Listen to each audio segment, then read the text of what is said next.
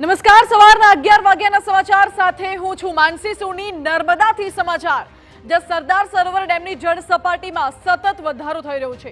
ઉપરવાસમાંથી પાણીની આવક થતા નર્મદા ડેમની જળ સપાટીમાં સતત વધારો થઈ રહ્યો છે। ઉપરવાસમાંથી 2,12,916 ક્યુસેક પાણીની આવક થઈ રહી છે અને નર્મદા નદીમાં કુલ 2,12,457 ક્યુસેક પાણી છોડવામાં આવી રહ્યું છે।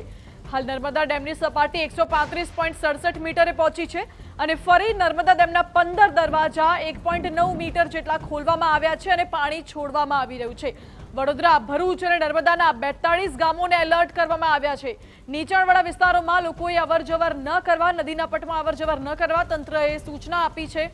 મહત્વનું છે કે નર્મદા ડેમનું રૂલ લેવલ જાળવી રાખવા માટે હાલ તો ડેમમાંથી પાણી છોડવામાં આવી રહ્યું છે। ડેમના તમામ 15 દરવાજા 1.9 મીટર સુધી ખોલીને તેમાંથી પાણી છોડવામાં આવી રહ્યું છે, જેથી ડેમ ઓવરફ્લો ન થાય, ડેમનું રૂલ લેવલ જળવાઈ રહે।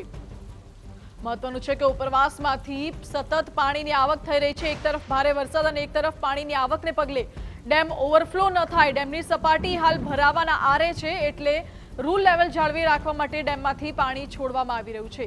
અને નર્મદાના સરદાર સરોવર ડેમના આ આહલાદક દ્રશ્યો પણ જુઓ। હાલ તો ડેમની સપાટી 135.67 મીટરે પહોંચી છે।